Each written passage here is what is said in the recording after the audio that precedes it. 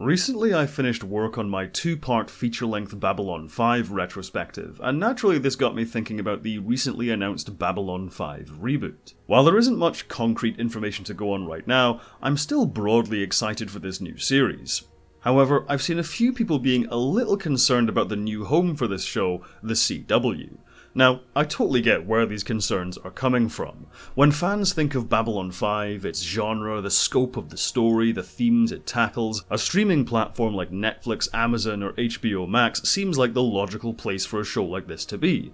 The CW seems like a really strange fit, at first. But having done a lot of research into the behind the scenes of the original Babylon 5 and taken a broader look at the CW's actual programming, I actually think the CW is a good, possibly even great home for Babylon 5. If you're someone who has concerns about B5 on the CW, hopefully by the end of this video, those concerns will be eased somewhat, and maybe you'll even have some new shows to add to your watch list. Before we get into that though, this video is kindly sponsored by Star Trek Timelines.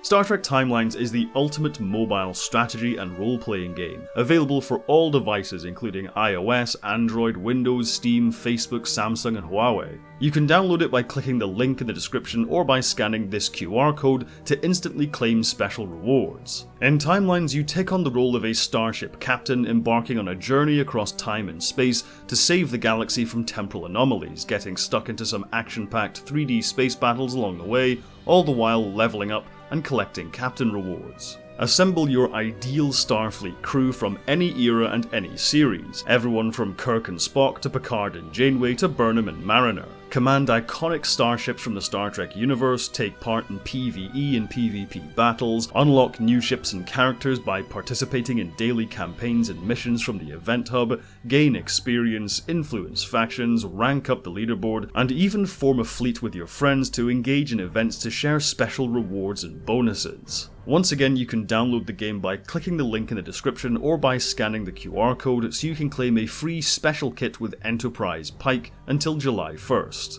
Thank you once again to Star Trek Timelines for sponsoring this video, and let's get back into it.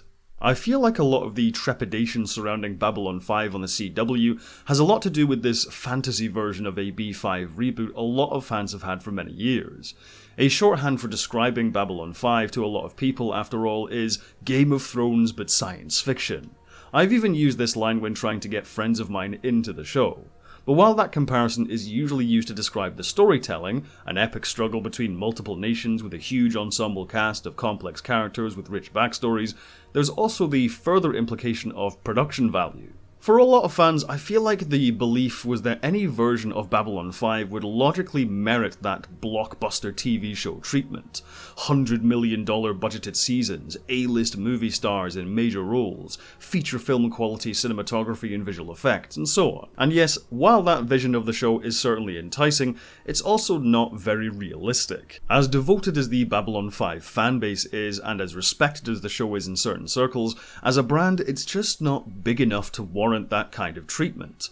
After all, television is a business, and for the Hollywood studio number crunchers, there just isn't any evidence to suggest Babylon 5 has what it takes to be the next must-watch television event series that everyone is talking about. In truth, it's pretty impossible to judge what exactly will catch on with wider audiences and what won't, but either way, it's a huge risk for any network or studio to spend those kinds of resources on a property like Babylon 5. But that may not actually be a bad thing. Having looked into the making of Babylon 5, it was always a very budget-conscious show. The whole reason J. Michael Straczynski set the story aboard a space station in the first place was largely for practical reasons. Rather than having to build new sets and create new alien designs every week, the production could stick to a few standing sets. Rather than creating visual effects with time and cost-intensive motion-controlled miniatures, the show opted for cheaper and faster CGI. Even when Babylon 5 did visit other planets and encounter new aliens in the TV movies and in Crusade, not once did Babylonian Productions ever leave the stages at its studio facility. To break this down financially, a typical episode of Deep Space Nine at the time cost roughly $1.6 million. A typical episode of Babylon 5 cost roughly $800,000. Adjusted for inflation, Babylon 5 only cost $1.5 million per episode. For comparison, an average episode of The Expanse cost between $3 million and $5 million per episode. Star Trek Discovery cost $8 million per episode, and The Mandalorian cost a massive $15 million per episode. For another comparison, most of the CW shows only cost roughly $2.2 million per episode, so Babylon 5 actually falls within the CW's usual production spend. But Babylon 5 also has a distinct advantage over those other shows in its studio-bound production pipeline, which I believe will be the case for this new version as well. Because looking back at not just Babylon 5 but also Crusade, not only did Babylonian Productions push the envelope for CG spaceships, but also with virtual environments and set extensions. And in J. Michael Straczynski's original tweets announcing this reboot, he mentioned this new show would continue that tradition of pushing the technological envelope for TV. Which is why I think we should absolutely expect a new Babylon 5 to go all in on the virtual production technology pioneered by The Mandalorian. Using these techniques, not only can a new Babylon 5 be produced on a modest budget by being studio bound, but these days it can also look fantastic. In fact, it could actually totally exceed the usual production values we've come to expect from a CW show. Speaking of which, let's talk about the CW's actual programming for a moment, because there's this perception that the CW is the home for teen dramas, and to be fair, the CW did get its start with things like Dawson's Creek and 90210. Even Smallville leaned into this style while ostensibly being a superhero show. But if you look at the bigger picture, the CW has primarily been home to sci-fi and fantasy more than anything else for the past decade. In fact, arguably the network's most successful block of programming has been the Arrowverse shows. Now, which of these shows is good and which one sucks is up to the individual, but personally I've recently gotten into Legends of Tomorrow and I've really enjoyed Superman and Lois. Despite the immense success of these shows, they're often used as a prime example of the CW's poor production values. But the issue is a little more complicated than that. These shows are trying to tell sprawling, epic superhero stories, the kinds of things which Disney spends billions on for the MCU. Legends of Tomorrow, for example, is a time travel show attempting to depict historical battlefields, old western towns, far future space megastructures, and even rampaging dinosaurs on what is probably not even the catering budget for Avengers Endgame. And in this respect, yeah, it can honestly be charmingly quaint watching this show recycle the same 5 or 6 locations around British Columbia and pretend they're really journeying across all of time and space, but as mentioned before, Babylon 5 doesn't have to do that. Whenever Legends of Tomorrow and the other Arrowverse shows return to a studio-bound set, the production values suddenly leap up in quality. With solid set design and controlled lighting, these shows look good, even great. So I don't really think there's anything to worry about when it comes to Babylon 5 being produced on a smaller budget, because that's how it was always produced. If the production values of the original show weren't an issue, then they shouldn't be an issue for the reboot. But then there's the storytelling. Again, the CW has this reputation as a kind of teen drama station. Are we really going to see a montage of Sheridan sulking because Delenn went to the school prom with someone else all set to an inane pop rock song? No, I don't think so. Because again, if you actually watch the CW shows, they don't really live up to that reputation. Sure, there are some love triangles here and there, but a lot of the actual drama on display is pretty great stuff.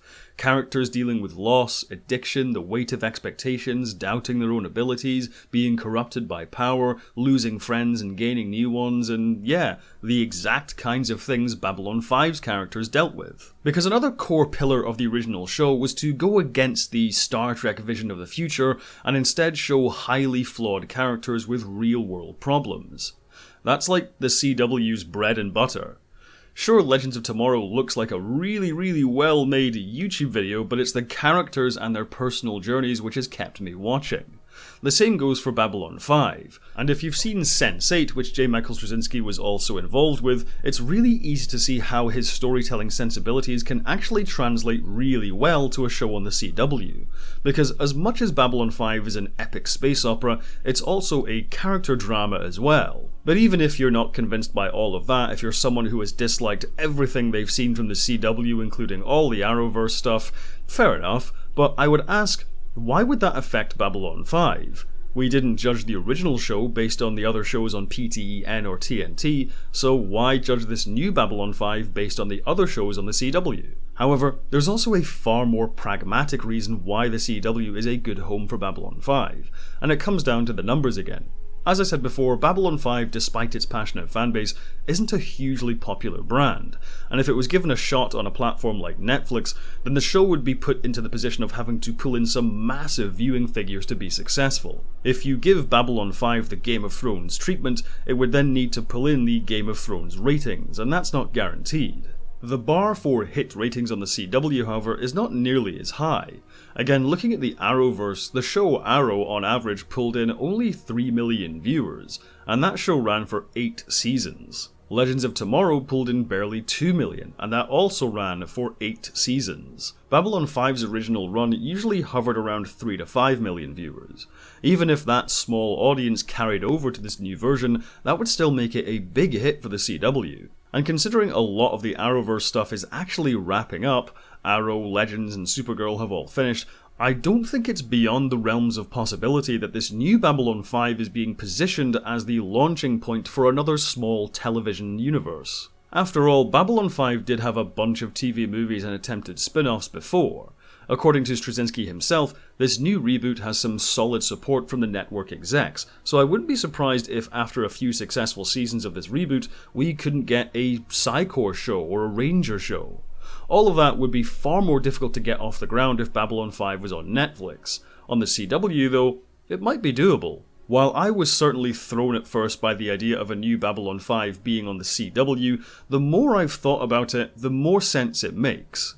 While it won't be that dream version of Babylon 5 with those blockbuster movie production values, Babylon 5 doesn't and has never really needed that to thrive. It has everything it needs at its new home to get the ball rolling, and that has me really excited. I hope what I've said in this video has you excited too.